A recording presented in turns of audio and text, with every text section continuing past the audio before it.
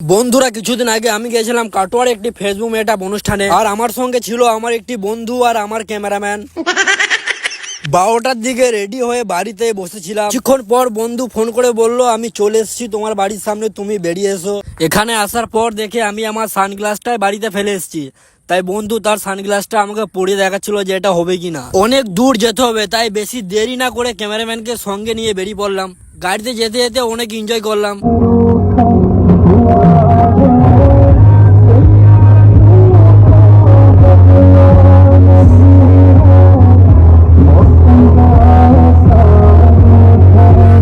কিছুক্ষণ পর পৌঁছে গেলাম সেই কাটোয়া মরাঘাট, যেখানে কাটোয়া ফেসবুক অনুষ্ঠানটি হচ্ছে। ভিতরে ঢুকে তিনজন মিলে 3টা আইসক্রিম খেতে খেতে আমরা অনুষ্ঠান পরিচালনা করা দিয়েছিলাম।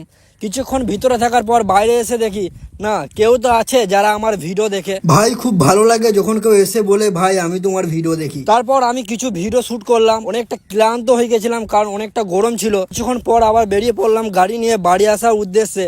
তোমরা দেখতে পাচ্ছ এতটাই ঘেমে গেছি, এতটাই গরম ছিল, তাই একটা ক্যাম্পা খেতে খেতে বাড়ি আসলাম। কিছুক্ষণ আসার পর রাস্তায় দেখি একটা বৌদি চায়ের দোকান, সেখানে নাকি অনেক ভালো চা করে।